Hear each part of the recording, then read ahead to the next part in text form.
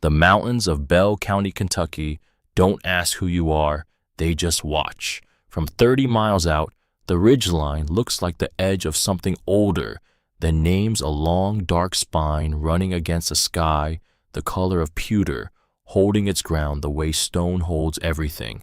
Cold, patient, without explanation. Closer, in the hollows open like clenched fists, releasing. Creek beds appear, tree lines thicken, the roads narrow until they stop being roads at all and become something else, suggestions really. Intentions pressed into dirt by tires that came through once and didn't come back. One road like that runs off Caney Fork, barely a road, 2 ruts through brown November grass, a cabin at the end of it that hasn't seen a living soul in weeks, a chimney on the south wall, cracked, wide enough at the top to fit 2 fingers in, wide enough it turns out to change everything. A 20-year-old girl with $312 in a coffee can just turned onto that road. She doesn't know yet what's inside that chimney. She doesn't know yet what's already been filed against this land. She just parks, gets out, looks at the crack, and puts her hand on the stone. She was 20 years old. She had $312 in a coffee can, and she had an address on a piece of paper she'd read so many times the fold had gone soft. That was it. That was everything. The lawyer had called on a Thursday. She'd been sleeping in the break room of the lumber yard where she worked 3 days a week. The other 4 days she spent not working, which is a polite way of saying she spent them trying not to think about the fact that she had nowhere to go. The call came at 6:47 in the morning. She answered because she always answered, because you don't not answer when you have nothing left to lose. The lawyer's name was Ferris. He had the voice of a man who delivered news like this regularly and had learned to do it without inflection. Your grandmother, estate, property, Bell County. She sat up on the break room couch. The cushion had a spring that had been poking her in the hip for 3 nights straight. She didn't notice it anymore. How much land? She said. The deed shows approximately 19 acres on Caney Fork Road. She didn't say anything. Miss Whitfield, I'm here. She wasn't sure that was true. Ora Whitfield had been dead 6 weeks when Dial found out she'd left her anything at all. 6 weeks of not knowing. 6 weeks of sleeping on that couch with the broken spring, eating vending machine crackers, telling herself she was fine. She was 20 years old and she was fine. She was not fine. But here was the address. Here was the deed. Here was the paper folded soft in her jacket pocket. And here was her truck, a 1991 Ford Ranger with a cracked dashboard and a heater that worked only when it wanted to pointed north on Route 421 at 6 in the morning on a Tuesday in October. Tuesday, she thought, a bad day to start a life. Then she thought you don't get to pick. She stopped at an Exxon in Pineville, checked the oil, bought a gas station sandwich she couldn't really afford, and ate it standing next to the pump because the cab of the truck smelled like old coffee and she needed air. The mountains were doing what mountains do in October in Bell County, going gold at the tops, red in the middle, still green at the creek beds holding on. She'd grown up in Harlan County, 40 miles south, close enough to know this country, far enough that it still felt like someone else's, Ora's country.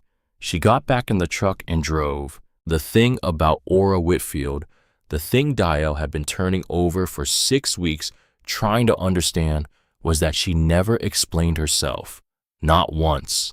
Not in 20 years of Sunday phone calls, not in the birthday cards that came every year, written in that slanted blue ink, not in the single visit Dial could remember when she was 9 and Ora had sat in the kitchen of their apartment and drunk 3 cups of coffee and said almost nothing and left. That was Ora, present, silent, watching. Documents don't lie, she used to say back when Dial was 12 and would sit under her desk at the county office watching her work. People do. Documents just forget to mention things. Dial had thought that was funny, the way an adult says something that sounds like wisdom but is really just the truth they've been carrying so long it's worn smooth. She understood it differently now. Aura had spent 28 years as a court secretary in Harlan County, 1961 to 1989. She'd come in early and stayed late and filed things with a precision that her supervisors took for granted and her co-workers found slightly unnerving.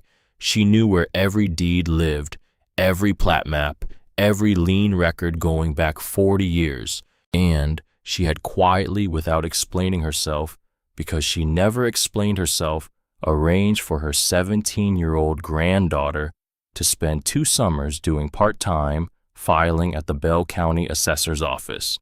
"You'll be good at it," she'd said. "Not, I need you to do this. Not trust me, just you'll be good at it."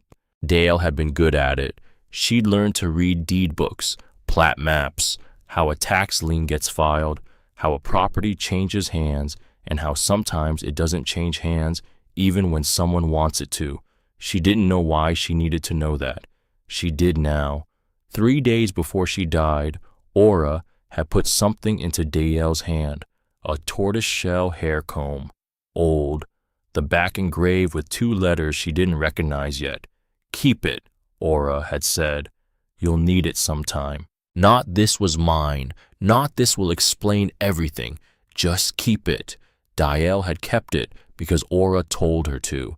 The comb was in her jacket pocket right now, had been there since the hospital. She didn't know whose initials those were. She didn't know what it opened or explained or remembered. Not yet. Caney Fork Road appeared on her left at mile marker 14, a dirt track really. 2 tire ruts through the grass heading up into the tree line, the kind of road that says if you don't know where you're going, turn around. She turned onto it anyway. The cabin sat at the end of the track, maybe a quarter mile in a clearing that hadn't been mowed since spring. The grass was knee-high and brown at the tips. An oak on the eastern edge had gone full red. A maple near the door was still half green, holding out. The cabin itself was small, 1 story, maybe 600 square feet, stone foundation, board and batten siding that had weathered to the color of old pewter, a porch roof that sagged slightly on the left side, a rusted tin roof with 2 different colored patches where someone had repaired it at different times in different decades. The window on the south side was intact. The door hung straight. The chimney, a fieldstone chimney running up the south wall, maybe 18 feet from hearth to cap, had a crack in it. That was the first thing she noticed, before the sagging porch, before the overgrown grass, before anything else. The crack. It ran vertically from about shoulder height up through the 3rd course below the crown, wide at the top, maybe half an inch, tapering down, narrowing to almost nothing at the base. Light came through it when she stood inside and looked up. She hadn't gone inside yet. She knew this because she was still standing in the clearing 20 feet away, but she could see the light. She walked toward it. The stone was cold when she put her hand on it. October cold, the kind that doesn't move, the kind that sits on you. She pressed her palm flat against the face of the chimney and felt the age of it, the decades of freeze and thaw of wood smoke and rain and ice working at the mortar until it crumbled from the inside out. Whoever built this knew what they were doing. The courses were even, the stones were fitted. Whoever built this had pulled them from a creek bed and sorted them by size and stacked them with care. They were old.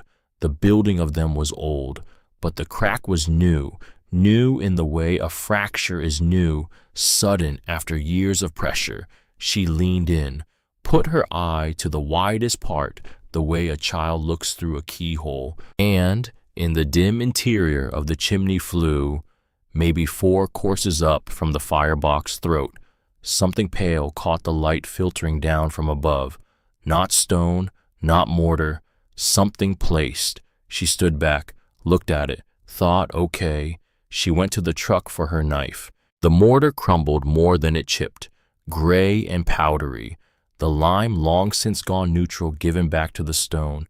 She worked the blade in at the height where she'd seen it, not forcing, just finding where the old bond had already surrendered. Soft work, patient work. 2 stones shifted when she worked at the third course, and she caught them with her forearm before they could fall. Behind them, set deliberately into a void between the outer face and the flue liner, a gap that shouldn't have existed in any standard construction, which meant it had been put there on purpose, was a tin box, army surplus, olive drab, 8 inches long, 5 wide, 2 deep, the lid held down by a wire twist, wrapped in a layer of oilskin before it had been set in. No rust, or almost none. She carried it to the hearthstone and sat down with it in her lap. She didn't open it right away. There's a thing that happens when you're 20 years old and you've been sleeping on a couch with a broken spring for 3 weeks and you haven't had a real meal in 2 days, and suddenly you're sitting on the cold stone floor of a cabin you just inherited from a woman who never explained herself. There's a thing that happens in your chest, a kind of stillness that isn't calm. That's more like the second before something. She sat in it for a while. The crow called once from the tree line, went quiet. Then she opened the box. Inside, a folded letter, a smaller envelope with something flat and hard inside, a hand-drawn map on paper so old it had gone the color of weak tea. She unfolded the map first, just enough to see it was of this property: creek on the south edge, ridgeline to the north, the square that had to be this cabin, and in the lower right corner, in faded pencil, a set of numbers she didn't understand yet. 6 digits, a dash, 4 more. She folded it back along its original creases carefully because the paper wanted to split, set it on her knee. The letter was in her grandmother's handwriting. She knew it immediately. The slant, the pressure of the pen, the way Aura's 7s always had a crossbar, a habit she'd picked up somewhere and never let go. The letter was dated March 2003, 20 years ago. Dial had been 3 years old. It began, "Whoever finds this, not to Dale, not to my granddaughter, not to whoever I love most, whoever finds this," as if she'd already made peace with the possibility that the person who came might be a stranger. Dial read it slowly, twice, because some of the words were hard to make out where the pen had run dry, and Aura had pressed harder to compensate, because she needed the words to settle before she could feel what they meant. Aura wrote about the chimney first. Her father, Dale's great-great-grandfather, a man named August Whitfield, had built it in 1931 with stone pulled from Garner Creek. He'd set the tin box in during construction, mortared over it. She had watched him do it as a girl of 7. He said the mountain takes everything eventually, but stone keeps secrets longer than wood. She wrote that she'd never disturb the box because she didn't think it was hers to disturb, that it belonged to whoever the cabin belonged to next. Then she wrote about the land. She wrote that her father had marked the boundaries of a parcel 43 acres running from the chimney stone at the corner of the cabin northeast to the ridge line, then east along the ridge to a particular chestnut stump, then south down to the creek, then back west along the creek bank to the start. She wrote that the parcel had never been properly filed. She wrote one sentence that Dial had to read 4 times before it settled. The land is not what was sold, only the deed was sold, and a deed is just a piece of paper with someone's handwriting on it. She put the letter down. She looked at the small envelope. Inside a key, brass, small, the old kind with a round bow and a simple 2-notch bit, the kind that opens a lockbox or a post office drawer. No label, no explanation, just the key and a faint rust shadow where it had rested against the paper. She turned it over. On the inside of the bow, scratched fine with something sharp, P.O. 114 MBRKY, Middlesboro, Kentucky, Post office, box 114. Dale sat with that for a long moment. She thought about the spring house.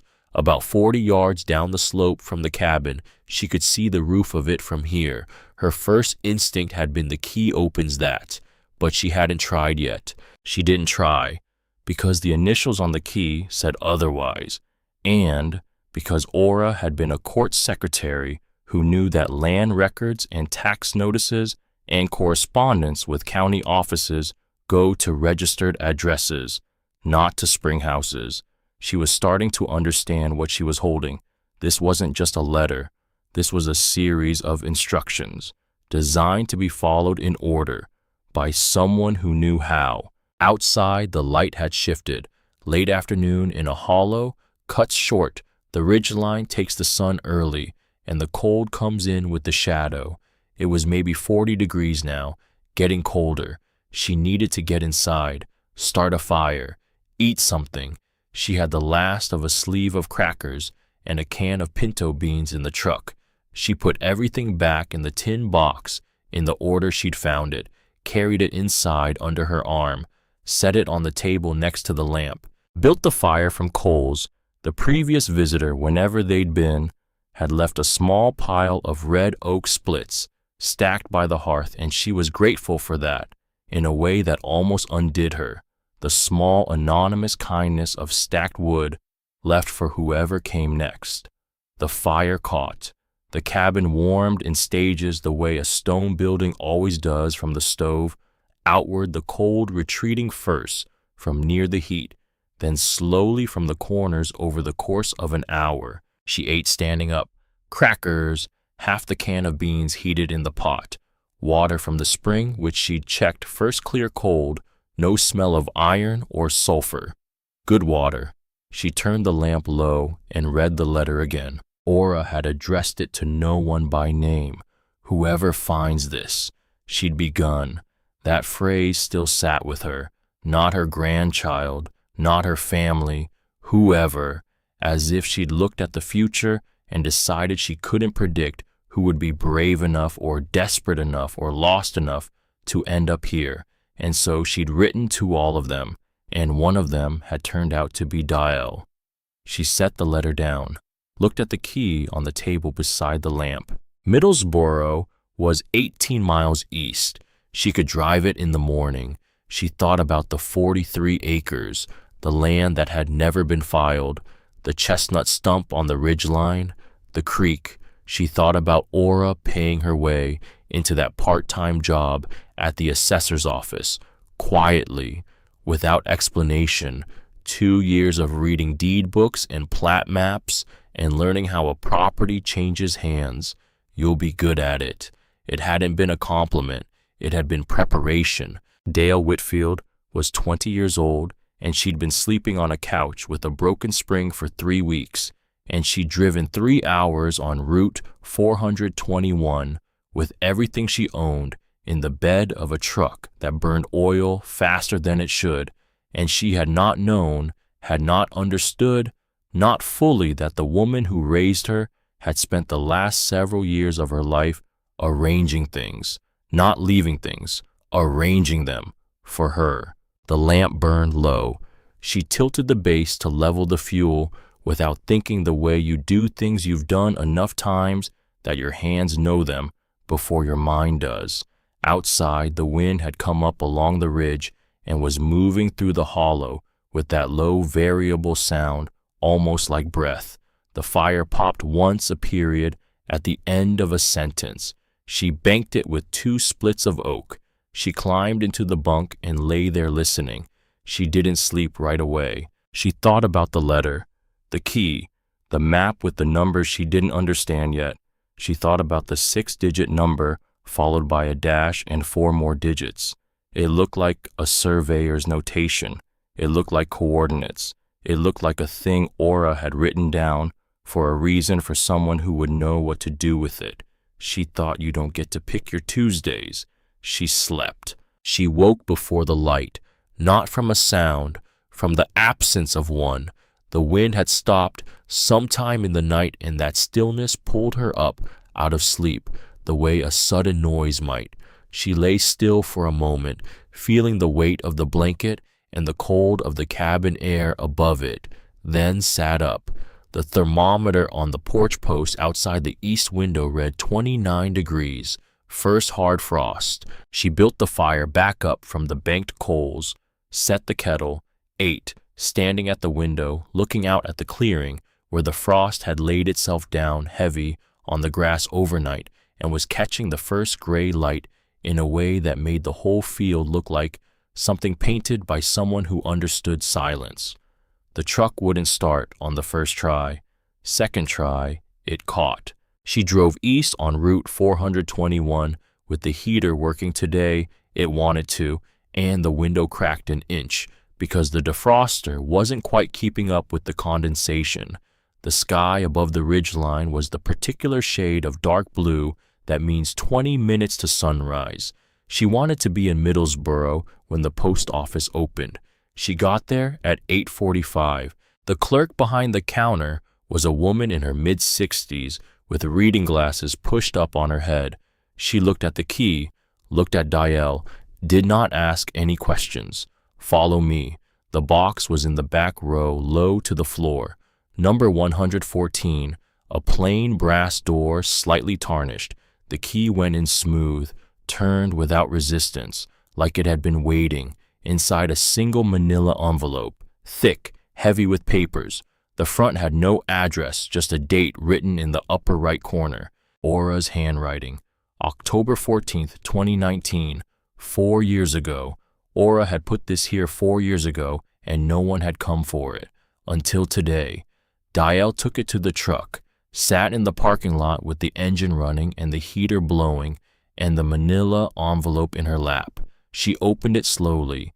Inside, a hand-drawn map, a folded document on heavier paper with the look of official filings, and a short note in Aura's handwriting on a piece of lined paper torn from a composition notebook. The map was of a property she didn't recognize, a different piece of land, a creek she didn't know the name of, a ridge line running northeast, a spring marked with a small cross. She looked at the document. Bell County, Kentucky, dated 1961, land deed, 43 acres, running from a creek called Tanner Branch east to the ridge line, then north along the ridge to a stone marker at the corner of the old Delhart timber lease. She read it again. 43 acres, a second parcel, not the cabin, not the 19 acres on Caney Fork Road, different land, 43 acres on Tanner Branch that no one had told her about, that Aura had never not once in 20 years of Sunday phone calls mentioned. She looked at the short note, Aura's handwriting. 8 lines, taxes paid through 2019. After that, whoever holds this decides. She read that line 3 times. After that, whoever holds this decides. Not, I'm sorry I couldn't keep paying. Not, I meant to tell you. Just, I paid as long as I could, and now I'm leaving the rest to whoever has the courage to walk through the door I've left open.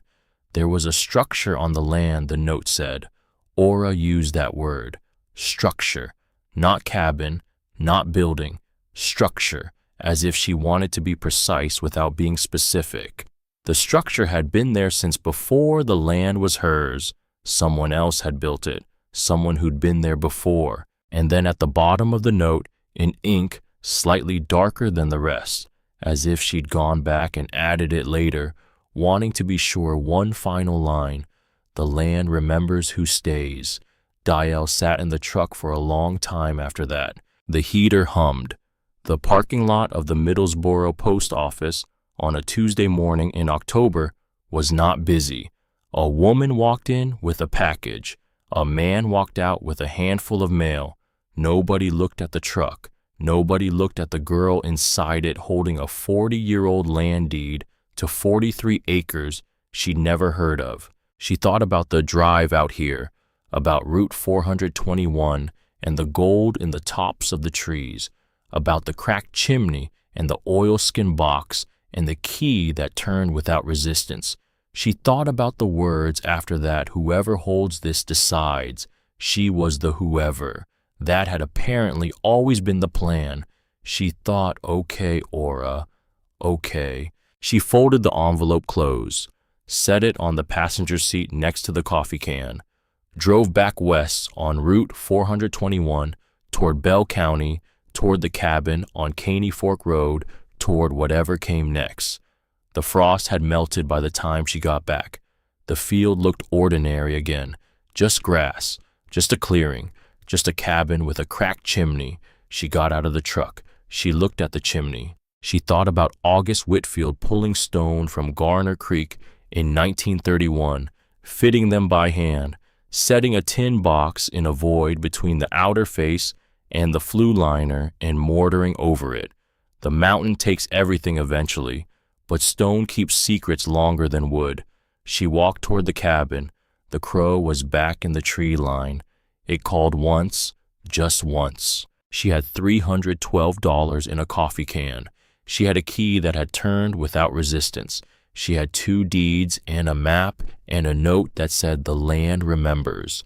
And she had the feeling, quiet, particular, the kind that settles into your chest before you fully thought it through, that things were about to get a great deal more complicated before they got simpler. She walked inside, built the fire up from the morning coals, set the kettle on, sat down at the table with the manila envelope, and started reading more carefully, because court secretaries know that every document tells a story if you know how to read it, and DEL had spent 2 summers learning how to read. So she read. She started at the beginning, the deed, the legal description of the parcel, the survey lines, the bearing trees, the creek called Tanner Branch, the stone marker at the Delhart timber lease corner, the chestnut stump on the ridgeline. She read it the way Aura had taught her, not for the words, but for the gaps between them, for what it didn't say, for the things a document forgets to mention. And then she found it, at the bottom of the deed, in a margin note, written in a different hand than the rest, not Aura's handwriting, older, stiffer, the kind of handwriting you learned in school in the 1940s and kept your whole life, a single annotation: taxes current as of filing, property uncontested as of 1961. She thought as of. She sat back, looked at the ceiling. The fire was going now, the cabin warming in its slow stone way, the cold retreating from the stove outward. Taxes paid through 2019. After that, whoever holds this decides. She did the math. She was good at math. It had taken her only a moment. 3 years of unpaid taxes. 3 years.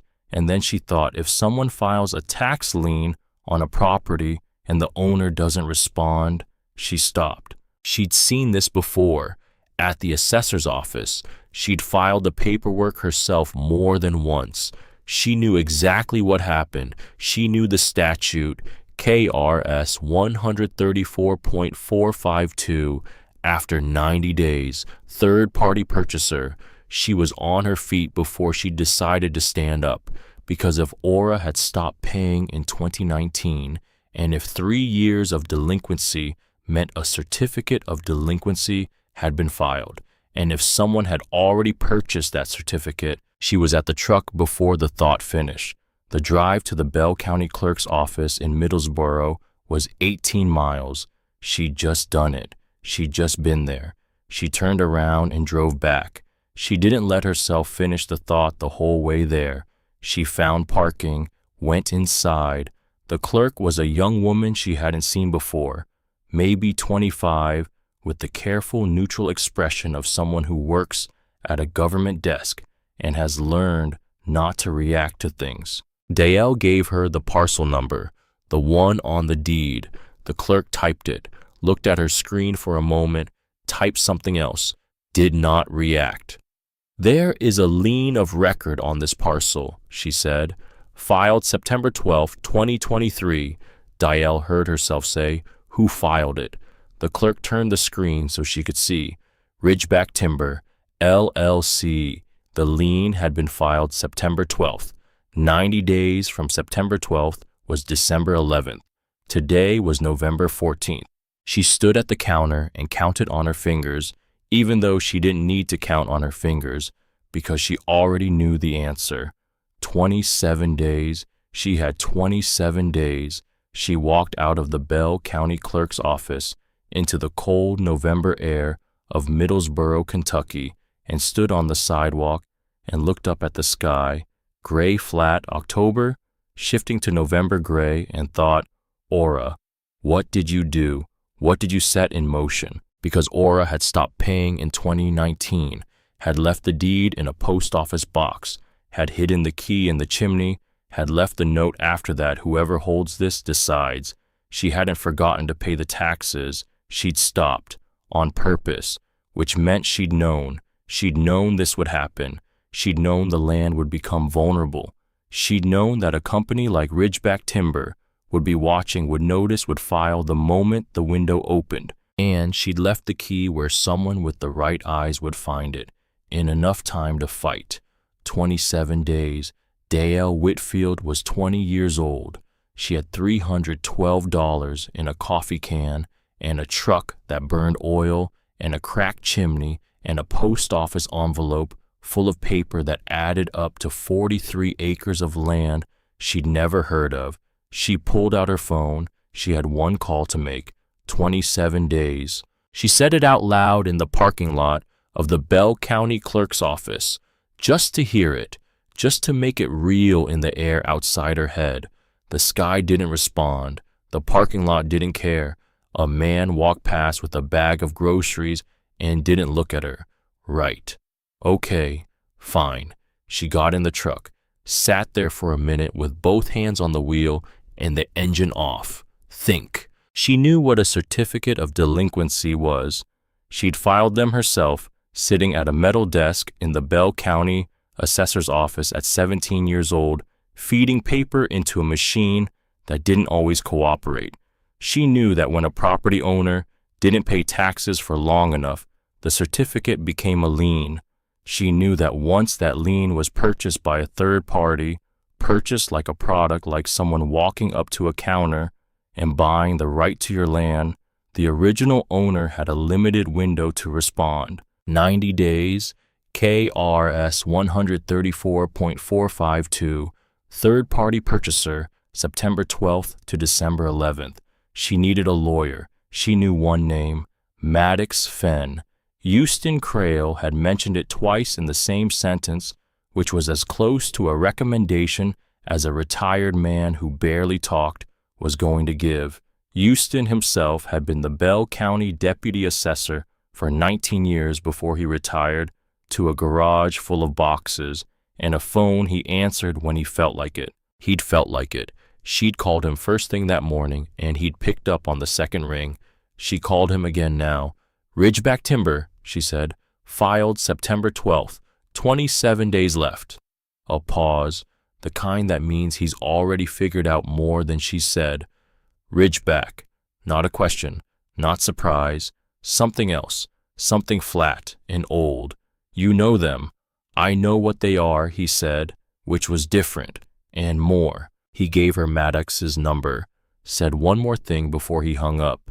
Dial, whatever aura left in that box, don't let anyone see it before Maddox does. Not the clerk, not anyone.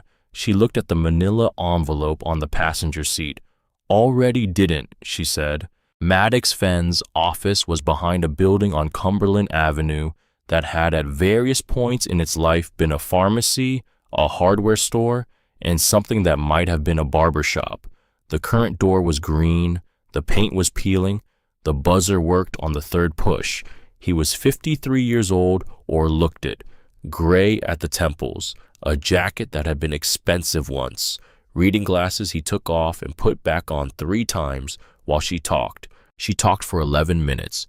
She timed it because she was aware she was burning through his patience, and she wanted to be efficient and not waste what she hadn't earned yet. He didn't interrupt. When she finished, he picked up the manila envelope she'd set on his desk and turned it over without opening it. This was in the post office box.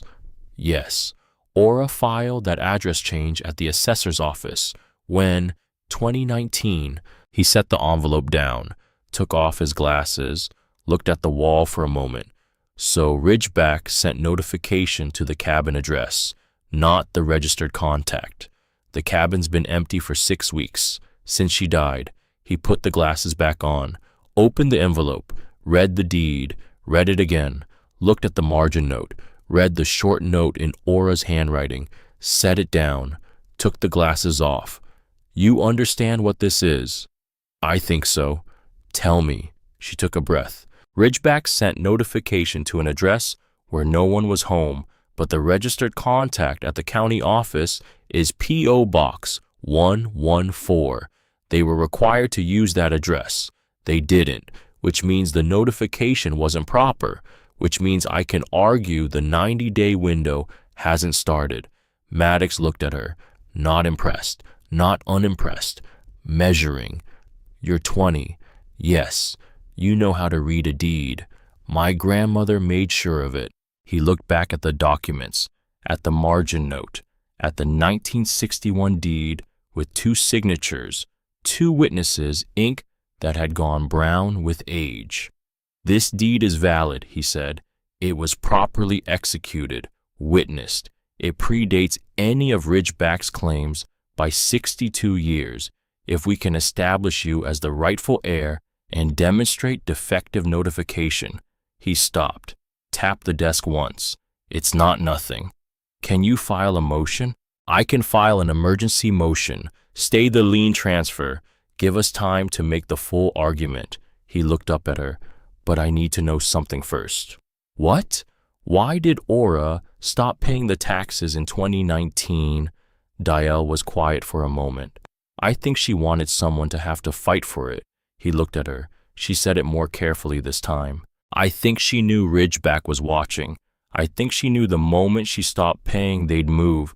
I think she left everything in that box because she wanted whoever came to have enough time to respond, but only if they were paying attention. She paused. She knew exactly how this worked. Maddox was quiet for a long time. Then, I'll file the motion tomorrow morning. I have $312. I know. That's not enough for... I know, he said again.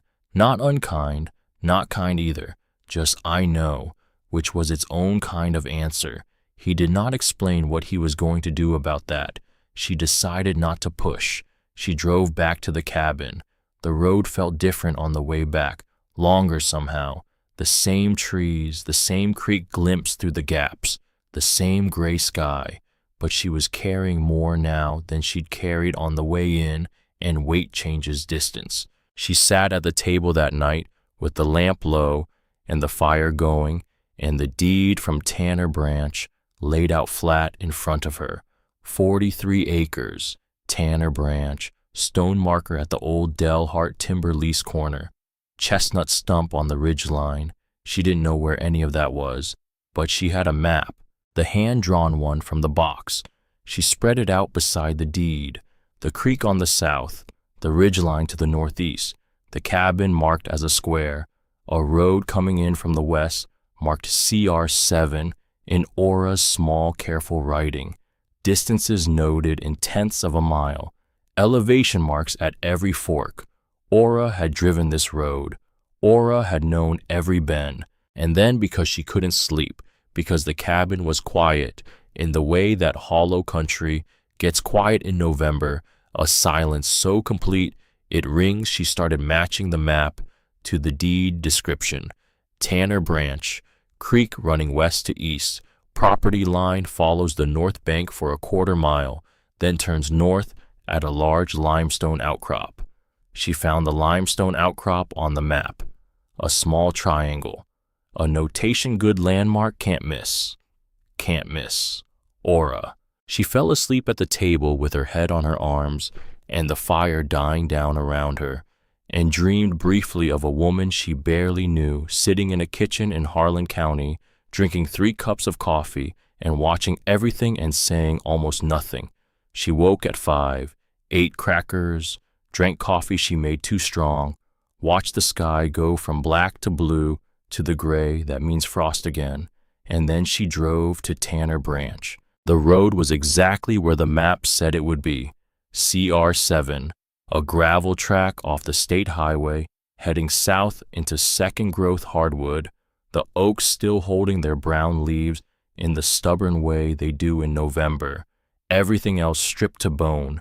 She found the creek at mile 2, Tanner Branch smaller than she'd expected, serious water, not wide, running clear and fast over flat limestone shelves in the cold. At mile 3.5, where the deed survey said there should be a gate or a property marker, she found a gap in the tree line, gate posts still standing, wire long since cut or rusted through, curled into the leaf litter. She pulled over, got out into the cold, maybe 26 degrees the wind, with an edge and stood at the gap. The track continued past it, barely a track now, 2 parallel depressions through the forest floor, the center hump reclaimed by saplings. Nothing bigger than 10 years old. Nobody had driven this in a decade. She walked it on foot. 400 yards in the structure appeared, set back from the creek on a slight rise. Whoever chose the location knew water, knew floodlines, knew the creek's moods across seasons. It was smaller than she'd expected, more intact than she had any right to hope. Log construction, the chinking mostly holding, a tin roof that had shed its rust in long orange streaks down the walls but hadn't failed at the ridge. One window on the south face, the glass clouded but unbroken, and a stone chimney on the east end, field stone, pale gray limestone with darker shale worked in for contrast. The mortar cracked in places, repointed at least twice by different hands at different times. Someone had cared for this. Someone had come back over the years and repointed the mortar and kept the roof from failing and done it without being asked. The door was padlocked, old iron lock gone green with age. She'd brought the bolt cutter. The shackle gave on the second bite, dropped into the leaves with a sound smaller than the moment deserved. She pushed the door inward. The smell hit her before her eyes adjusted. Damp wood, old ash, something animal but not recent, seasons old. A mouse nest in the far corner, gray and compacted, the smell of cold stone and earth and time. Her eyes found the shape of it, 14 by 14 feet maybe, a wood stove against the north wall, a short stovepipe going into a thimble in the chimney breast, a plank shelf along the west wall, a rusted camp cot frame with no canvas, a wooden crate upended in the corner, pressed into service as a table. The floor was puncheon split logs with the flat face up, some of them checked badly, but all of them solid underfoot when she tested her weight. And the chimney. The chimney occupied the entire east wall, built wider than the stove required. Whoever laid it had believed in mass, or believed in storage, or both. The stonework was careful, the same pale limestone as the exterior, the same darker shale for contrast, the same someone took care pattern she'd seen outside. At about shoulder height in the mortar between 2 large keystones, not a structural crack. Structural cracks run diagonal with the weight. This was horizontal, deliberate, 6 inches wide, the edges too clean, like something had been set there and the mortar had never been filled tight around it. She ran her fingers along the edge, reached in. The back of the gap was maybe 4 inches deep. Her fingers touched something that was not stone, smooth, slightly curved. She worked it forward carefully, expecting it to crumble, expecting resistance. It came out clean. A tin, smaller than the one in the chimney at the cabin, about the size of a small cigar box. The label long gone, the lid sealed around the rim with what felt like candle wax, gray and dry and cracked in 2 places. On the bottom, scratched into the metal with something sharp, a nail, maybe a knife point, ER 1961. Not OW, not Aura, ER, someone else. She carried it to the doorway where the November light was better, turned it in her hands. ER 1961, She thought about the comb. She took it out now, held it next to the tin. ER, same initials, same year. She stood in the doorway of that small cabin with the cold at her back and the dark interior in front of her, and held a comb and a tin, and understood finally that she was not the first person to be standing at the beginning of something she didn't fully understand yet. The wax broke away in 3 pieces. The lid came off with a soft resistance, that particular give of something closed for 60 years and now open. Inside, wrapped in oilcloth, gone, the color of old cream, was a bundle of papers. She unfolded the oilcloth the way you unfold something borrowed. 11 sheets, handwritten in a script careful and deliberate, the kind of penmanship they taught before they stopped teaching it. Every letter formed with intention. The top sheet was a letter, unaddressed, beginning simply, "If you found this, I was not able to come back." She read it standing in the doorway with November at her back. The woman's name was Etta Rowe. She had worked this land as a sustenance farmer beginning in 1953. 8 years before she was forced to leave, she had built the chimney, this chimney, the one Dial was standing 3 feet from in the summer of 1959. With stone she pulled from the creek below the ridge. I built it wider than any stove required, because I believed in mass and I believed in time. Stone is the one thing that lasts longer than argument. She was leaving because she had run out of options, not out of will. A company called Ridgeback Lumber had been buying land around her for 3 years. 2 weeks before she wrote the letter, a man had come to her door for the second time. The first time he had been polite. The second time he brought a lawyer. She had sold the land to Ora Whitfield because Ora had offered her what it was worth, not what she could get away with paying, what it was worth. I want you to know that whoever you are, someone thought it was worth something. Dial stopped. Read that again. Someone thought it was worth something. She was 20 years old, and she had been sleeping on a couch with a broken spring and eating vending machine crackers and telling herself she was fine. And here was a woman who had been pushed off her own land in 1961, writing it down, sealing it in wax, hiding it in a chimney she'd built with her own hands, that someone had thought her land was worth something. Not a fortune, not a windfall, just worth something. The exact right price. She stood in the doorway and read it 3 more times. Etta wrote about the land, the spring 200 feet northeast. Good water tested it herself every spring for 8 years. The west window sticks in damp weather, lift and push at the same time. The chestnut at the northeast corner is the boundary marker. It has been there since before anyone who is living now was born. She wrote one line near the end that Dial had to set the papers down and breathe after. The people who take what they can from land do not understand what land is. Land is not an asset. It is a record of who was here, of who stayed, the people who take what they can. Ridgeback Lumber, 1961, Ridgeback Timber, LLC, 2023. Different name, same word, different century, same move. She turned to page 8. Etta wrote about Ora directly. She didn't know Ora's name at first. She called her the woman who came. The woman who came to the door, asked to see the deed, read it, and offered a price. She didn't negotiate down. She asked what I needed, and then she paid it. I have never known anyone to do that before. I have never known anyone to do that since. I don't know if she was a good woman in every part of her life, but in that part, on that day, she was the best kind of person I can imagine. She paid what things were worth. Dial put the papers down on the hearthstone.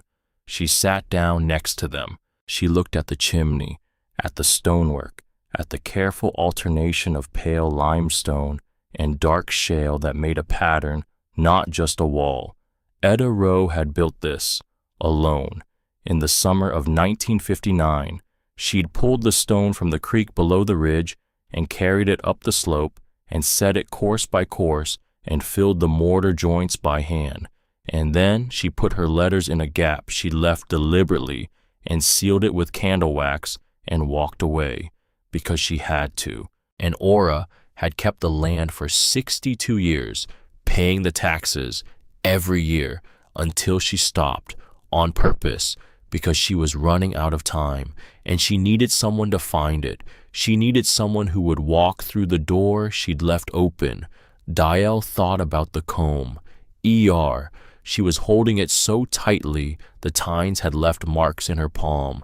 She thought Ora knew. She knew this was Etta's. She kept it. For 62 years she kept a dead woman's comb in a drawer somewhere and thought about the woman who'd handed it to her and said, "Remember me." And Ora had handed it to Diel without explanation. "Just keep it. You'll need it sometime."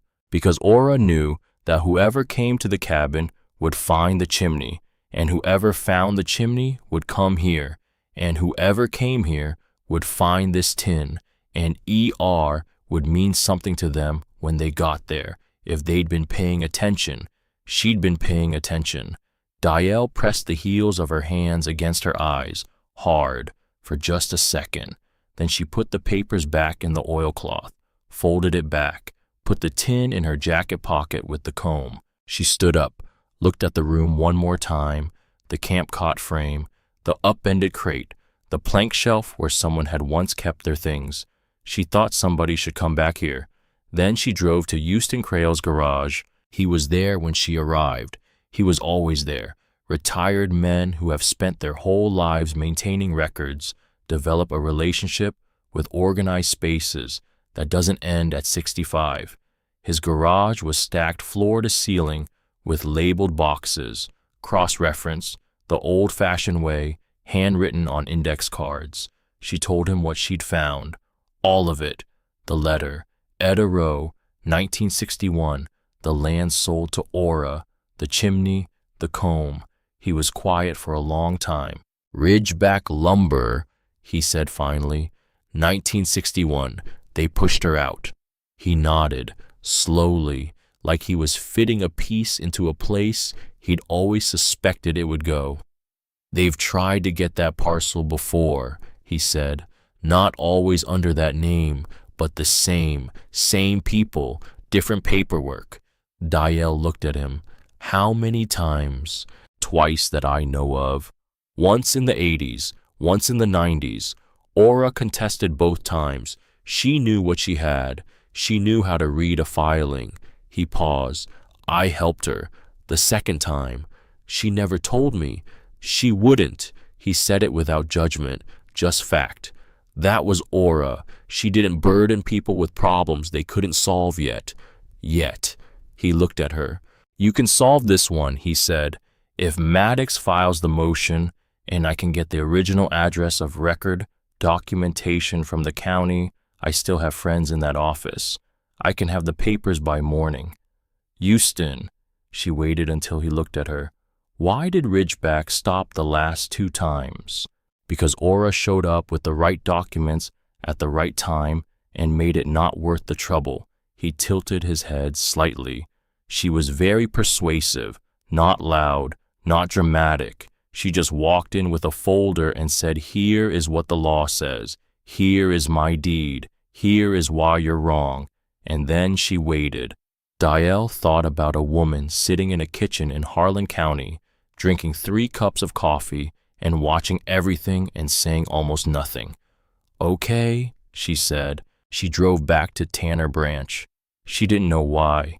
She just needed to go back, needed to stand in that room again with the camp cot frame and the upended crate and the chimney that Etta Rowe had built wider than any stove required. She went back in and sat on the hearthstone, opened the oilcloth again, turned to the last page of Etta's letter. I don't know who you are. I don't know what brought you here. Maybe you needed a place to be. Maybe you were looking for something you couldn't name yet. I know that feeling. I lived it for 8 years in this hollow, waking up before the light and working until the dark and going to sleep, knowing I had done exactly what I was supposed to be doing with my life. Then I had to leave. But the chimney stayed, the stone stayed, and whoever you are, if you're reading this, you found it, which means you looked, which means you were paying attention. The land doesn't forget who looks. Etta Rowe, September 14th, 1961. Dayelle sat with that for a long time. The fire was long dead. The room was cold. The light through the south window had gone flat and gray late afternoon in November, the ridge cutting the sun at 3 o'clock. She needed wood. She needed to eat. She needed to drive back to the cabin before dark because the road wasn't safe in the dark, and she knew that now. She needed 27 days to not run out. But she sat there a minute longer because Etta Rowe had done the math too. Etta had known she was losing, had known the lawyers and the company and the slow machinery of being pushed out by people with more money and more paperwork and more patience for grinding. She'd known, and she'd done the one thing she could still do. She'd built the chimney wider than any stove required. She'd put the letters inside. She'd sealed them with wax. And she'd trusted, not prayed, not hoped, not wished. She'd trusted that whoever came next would be someone worth trusting. Dayelle stood up, put the oilcloth back in the tin, put the tin in her pocket, walked outside. The field was quiet, the creek audible from here, running fast over the limestone, cold and clear and running whether anyone was watching or not. She had 27 days.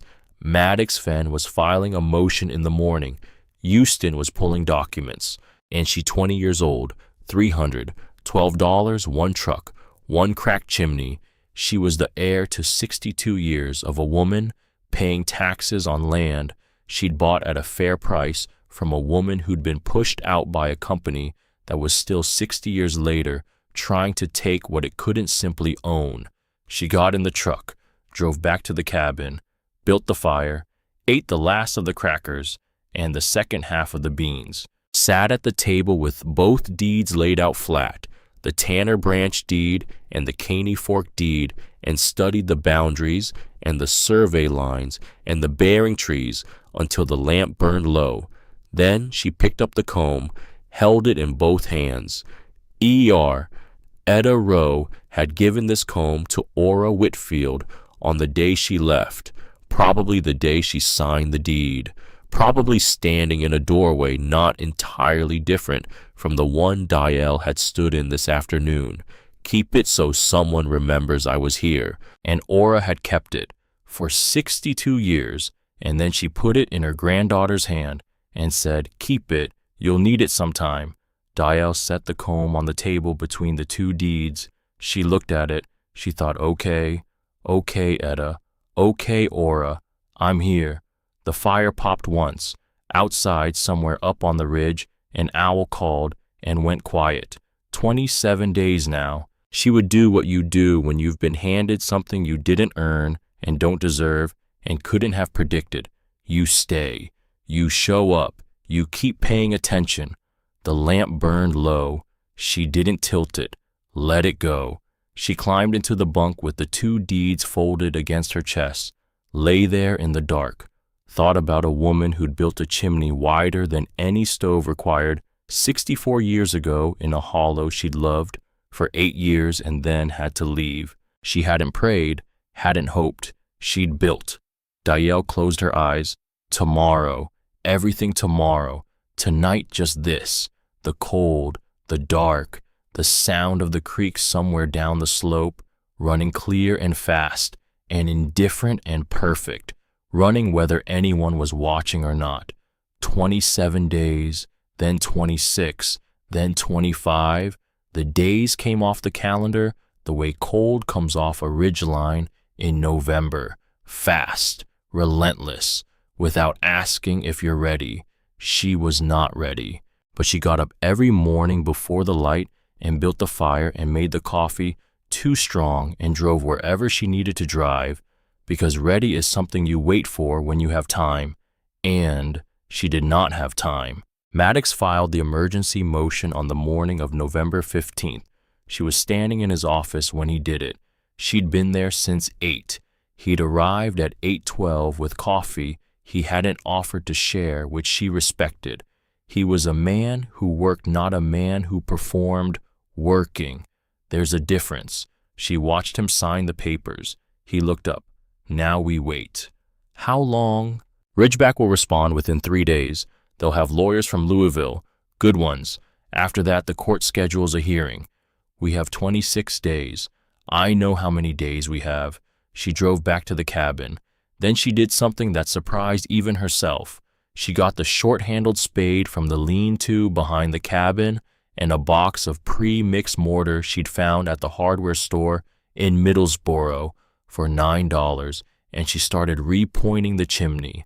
Not because the motion would go better if she did, not because anyone was watching, because the chimney needed it, because the crack needed to be filled, because August Whitfield had pulled that stone from Garner Creek in 1931 and stacked it with care, and the mountain had been working at the mortar for 90 years, and the least she could do, the very least, was fill the gaps. So she filled the gaps. It was painstaking work, cold work.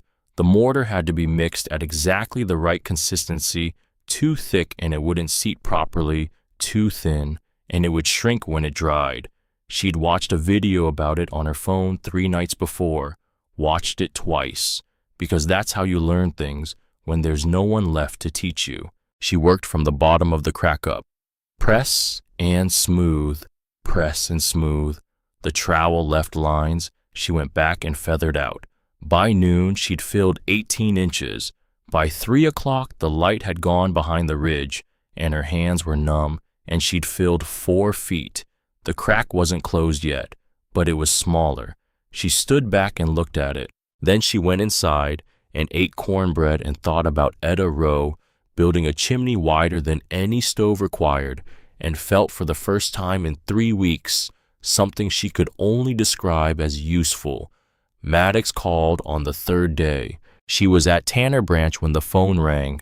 She'd been out there every day since she found the cabin, measuring the roof, assessing the floor, learning the layout of the land, walking the boundary lines where she could find them, following the creek to the North Bank property line, locating the limestone outcrop from Aura's map. She'd found the chestnut stump on the ridgeline. It was massive, 5 feet across. The chestnut blight had killed the tree in the 1930s. It had killed almost all of them, but the stump had been there so long, it had grown its own ecosystem. Moss, ferns, something small and dark living in a crack on the north side. Etta had marked it as a boundary on the 1961 deed. It was still there, which meant the survey was still good, which meant the boundary was still good, which meant the phone rang. They responded, Maddox said. Already, that's only like 40 pages. She sat down on the stump. 40 pages. They're arguing you don't have standing, that the 1961 deed was never probated, that without probate, you can't claim it as an inheritance, which means you can't challenge the lien. She was quiet. Is that true? It would be true for a testamentary deed, a deed passed through a will, but this is an inter vivos deed, a deed executed and delivered during the grantor's lifetime. Etta transferred it directly to Aura. No probate required. He paused. 2 signatures, 2 witnesses. It's in the document. So their 40 pages are wrong. Their 40 pages are expensive, and they know how to write things that sound right even when they're not. Another pause. The court has scheduled a hearing. When? December 7th. 4 days before the deadline. That's cutting it very close. Yes. If the motion is denied, then we have 4 days to file a different challenge. But that would be much harder to win. She looked out across the hollow from the top of the ridge. The land ran below her, the creek, the clearing, the cabin with its tin roof, the chimney on the east wall. 62 years of taxes paid, 62 years of someone driving out here, maybe not often, maybe just to check, just to make sure it was still standing. And it was, still standing. I'll be there, she said. Good. A pause. Dial, don't come alone. I don't have. Bring Houston, bring Lottie, bring whoever you've got. Courts respond to presence. It's not supposed to matter. It does. She called Houston. He said, what time? She called Lottie. Lottie said, I'll bring food. You don't need to bring. I'm bringing food. You don't argue with me about food. She didn't argue. The days kept coming off the calendar. 22, 21, 20. She had $312 in the coffee can. And then on the morning of November 18th, she had less, because the hardware store in Middlesboro had the exact grade of mortar she needed, and she needed 2 more bags of it and a new trowel because the one she'd borrowed from the lean-to was losing its handle.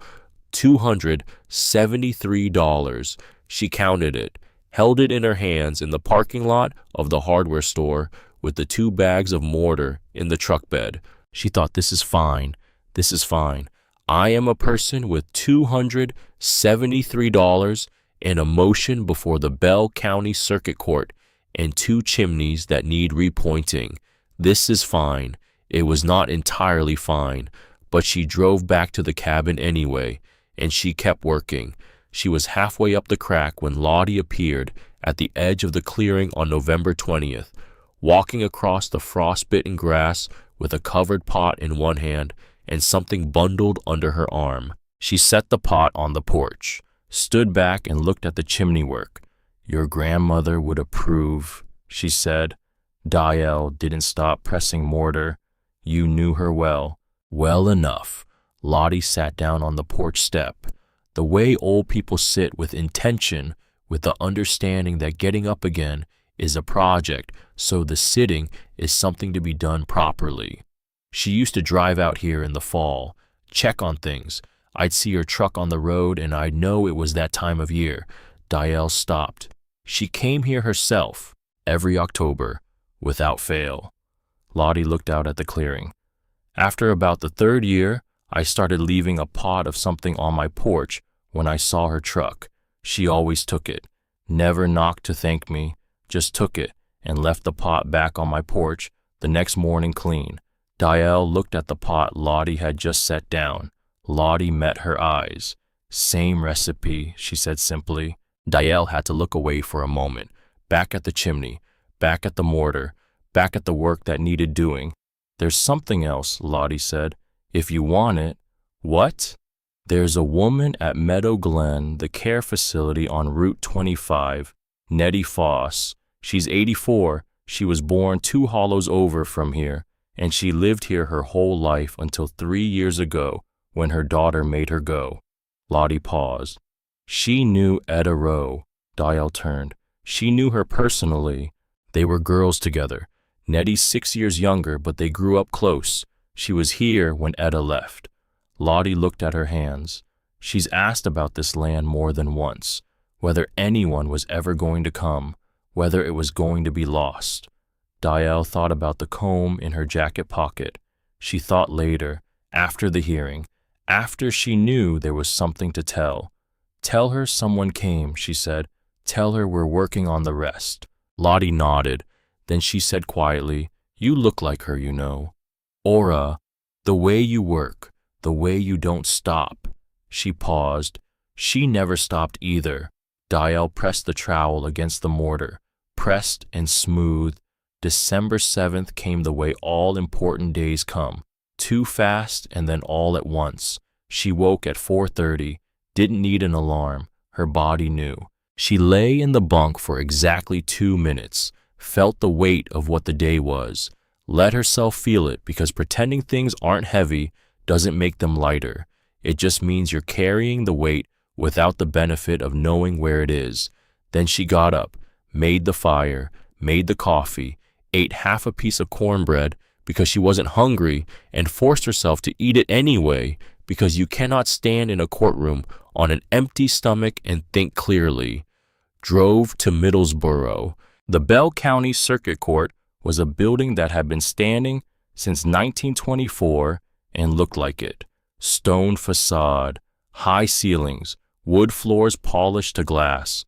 The kind of building that makes you feel when you walk in that things have been decided here before, that the weight of decisions lives in the walls. Maddox was already there, coffee in hand, the good suit, reading glasses on. Houston was there, old but upright, a folder under his arm. The original address of record documentation from the county files certified, copies the kind that take a week to get, and a phone call to someone who owes you a favor. He'd gotten them in 2 days.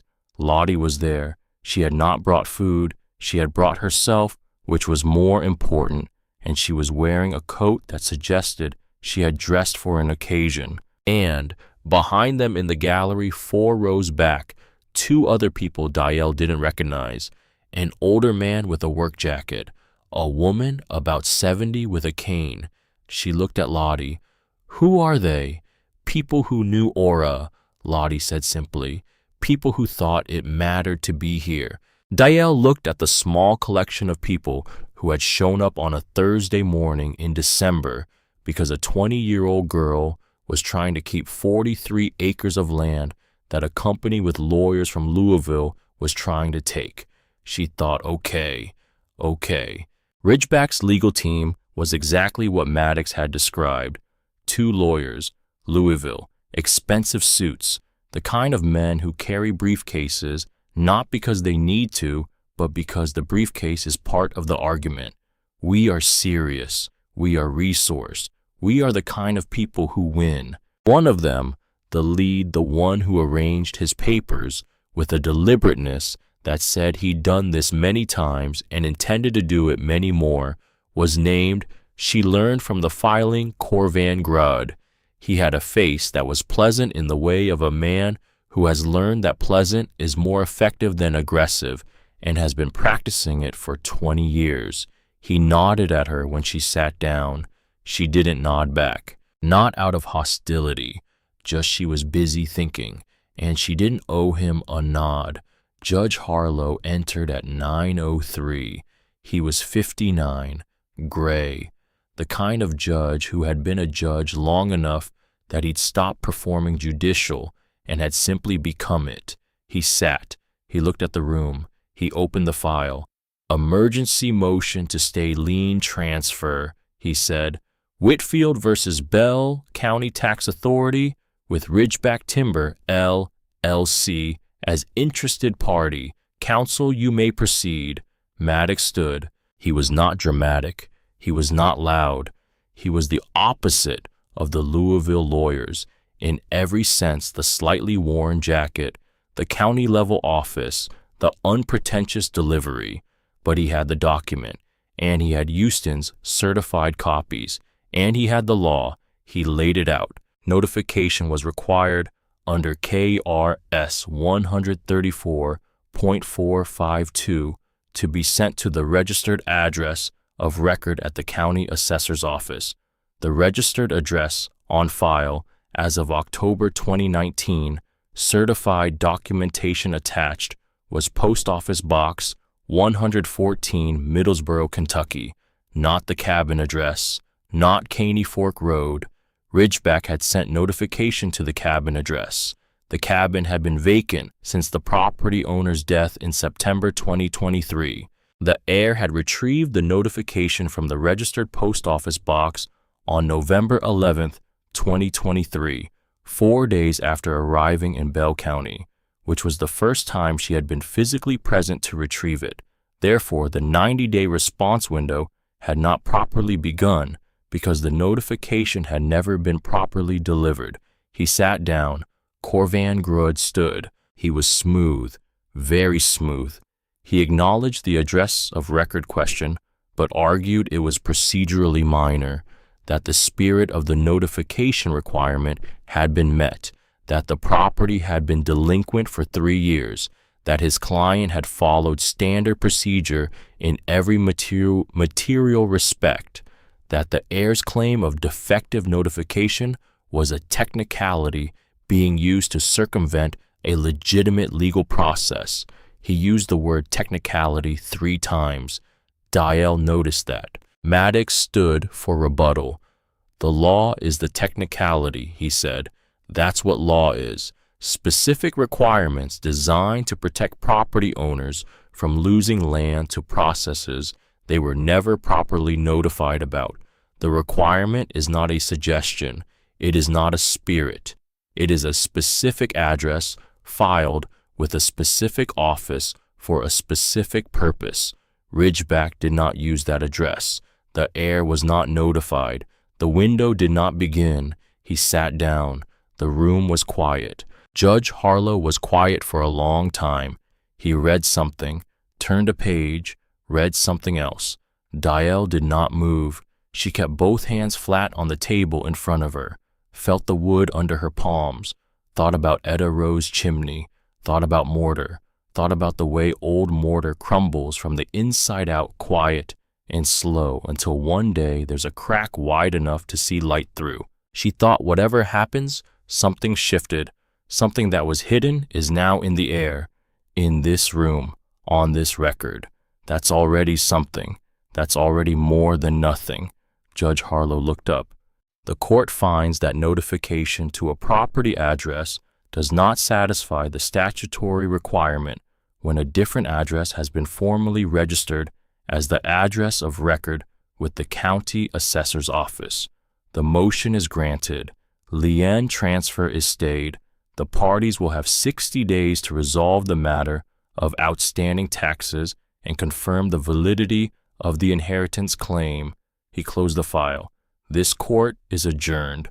Dale heard those words and did not move for approximately 4 seconds, and then Maddox put his hand briefly on her arm, just briefly, and that was how she knew it was real. Houston behind her made a sound she'd never heard him make before. Not a word, just a sound. The sound of a man who has been carrying something heavy for a long time and has just been allowed to set it down. Lottie was already on her feet. The man in the work jacket was nodding. The woman with the cane had one hand pressed flat over her sternum like she was holding herself together. Corvan Gruod gathered his papers with the precise movements of a man who has lost before and knows how to do it without showing it. He did not look at Dial. She looked at him. She thought you came back in 1982 and Aura beat you. You came back in 1994 and Aura beat you. You came back in 2023 and she went outside. The December air hit her clean and cold and sharp. She stood on the courthouse steps and looked at the sky, flat, gray, the gray of early December in the mountains when winter has arrived but hasn't fully committed yet, and breathed. Just breathed. Maddox came out behind her. The taxes, she said, 60 days. I need almost $5,000. I know.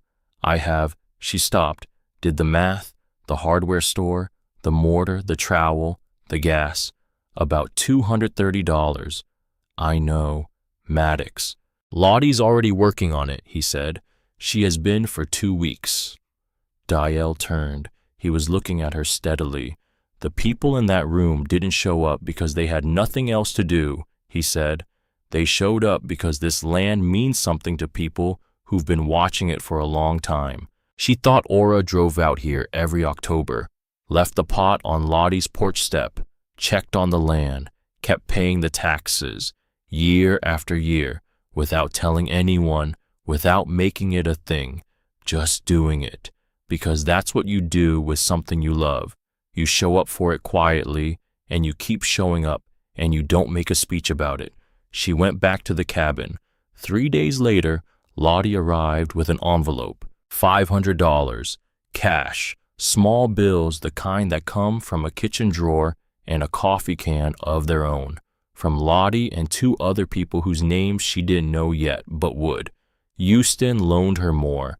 Maddox had already fronted his own motion filing costs and was calling them even, and Aura's truck, the old Silverado that had been sitting in the lean-to since September, registered and insured and running better than it looked.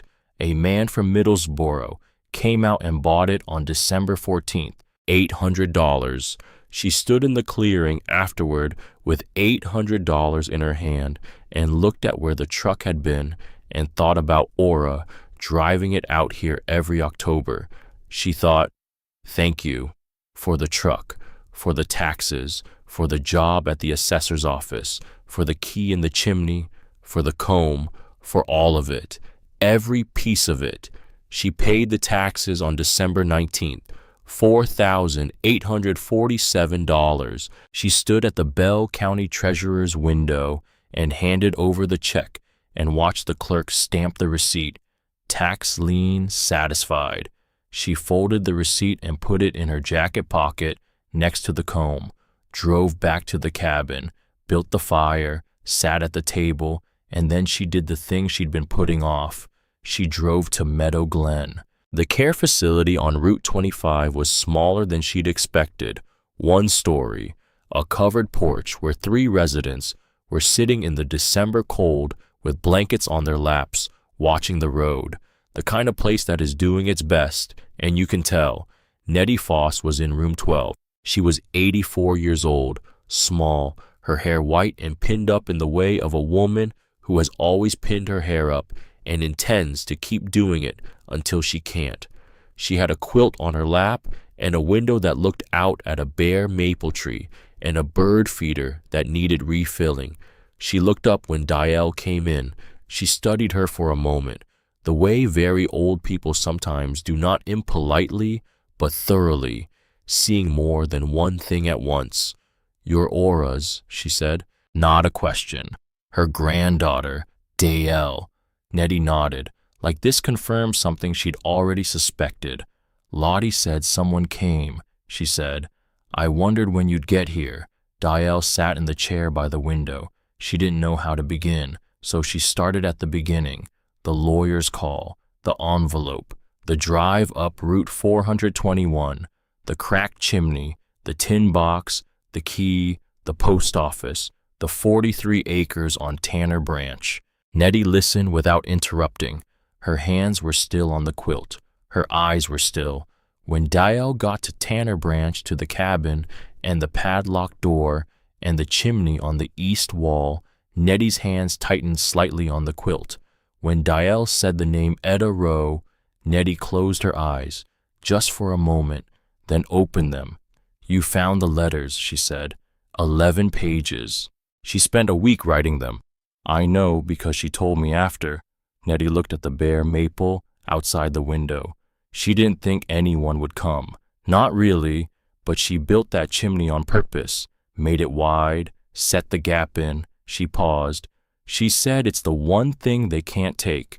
They can take the land, but they can't take the stone if the stone has already said what it needs to say. Dial looked down at her jacket pocket. She put her hand in, took out the comb, held it out. Nettie's breath changed, just slightly, just enough to hear. She reached out and took the comb with both hands, turned it over, ran her thumb across the engraving on the back. ER. She gave this to Aura the day she signed the deed, Nettie said. Her voice was steady, the steadiness of a woman who has had 60 years to grieve something and has found a way to carry it that doesn't break her. She said, keep this so someone remembers I was here. A silence. Aura kept it, Dial said. I know. Aura told me, once, a long time ago. She turned the comb over again. She said she kept it because someday someone would come who needed to know, who needed to understand that the land had a whole life before it came to them. Dial thought about everything that had led to this room. The chimney, the key, the post office, the motion, the courthouse, the money appearing from kitchen drawers and coffee cans of people who'd known Aura and Etta and this land for longer than she'd been alive. She thought about the comb in Aura's hand, kept for 62 years. She thought about the way Aura had never explained herself, because some things don't need explaining. They just need to be done, and then done again, and handed to the next person. She said one more thing, Nettie said, still looking at the comb. Etta, the day she left. She paused. She said the stone will outlast the argument. It always does. All you have to do is stay long enough to let it. The room was quiet. The bird feeder outside the window was empty. The bare maple moved slightly in the December wind. Dial reached out and gently closed Nettie's hands around the comb. "Keep it," she said. "You knew her. It belongs with someone who knew her." Nettie looked at her for a long moment. Then she pressed the comb to her chest, closed her eyes. Brief, private. "Come back," she said. "When you've got the chimneys done, come back and tell me." "I will." "And bring a picture of the land." She opened her eyes. "I haven't seen it in 30 years. I'd like to see it again, even in a picture." January came. She woke to snow on the ground for the first time. 2 inches, the clearing white, the trees white, the chimney on Caney Fork Road rising from the white and trailing smoke. 3 miles south at Tanner Branch, a chimney she couldn't see from here, but knew was there trailing smoke too. Both fires going, both chimneys holding. The crack in the Caney Fork chimney was fully repointed now. New mortar properly mixed, properly seeded. It would need another pass in spring when the freeze-thaw tested it. But it was closed. The gap was filled. The Tanner Branch chimney she'd repointed too in the 2 weeks since the hearing, working on it in the afternoons after she finished the other. Same grade of mortar, same trowel, same motion until it stopped feeling like work and started feeling like the thing she was supposed to be doing. She stood in the clearing on the morning of the first snow and thought about all the hands that had touched that stone. August Whitfield in 1931, Etta Rowe in 1959. The unnamed others who had come over the decades to repoint the mortar and keep the roof from failing. Maybe Aura, maybe someone Aura had sent, and now her, 20 years old, a coffee can on the table with $231 in it because she'd spent the rest on mortar and a trowel and 2 cords of wood stacked dry under the porch eave because you can't have heat without wood and you can't have a fire without a chimney that holds, a truck that ran when it felt like it, and 62 acres of land in Bell County, Kentucky because it was 43 plus 19 and she'd only recently thought to add them together that no one was going to take. Not today, not while she was here. She pulled out her phone, found the picture she'd taken 2 weeks ago from the ridge at Tanner Branch, the whole hollow visible below, the creek, the clearing, the cabin with its tin roof and the chimney on the east wall, smoke rising straight up in the still air. She sent it to the number Meadow Glen had given her, Nettie's phone, the one the staff helped her use on Sundays. She wrote, "This is it. Both chimneys holding. Come spring, I'll drive you out." She set the phone down. She went inside, built the fire up from the morning coals, set the kettle, sat at the table with both deeds laid flat, and the January light coming through the south window, gray and quiet and enough. Outside, the snow kept falling, soft, unhurried, the kind that doesn't announce itself. She had 2 deeds and 2 chimneys and 62 acres and a January morning and a cup of coffee she was going to make too strong. She had exactly enough, and it was the best $231 she ever spent. If you are sitting somewhere tonight holding something you don't fully understand, yet a letter, a key, an object passed from hand to hand through years you weren't alive for, I want you to know something. Whoever left it did not leave it by accident. They left it because they believed you were coming. They left it because they were paying attention long before you arrived. And so were you. You always were. Tell me in the comments, has someone in your life ever left you something that only made sense years later? Something you carried without understanding until one day you did. I'll read every single one.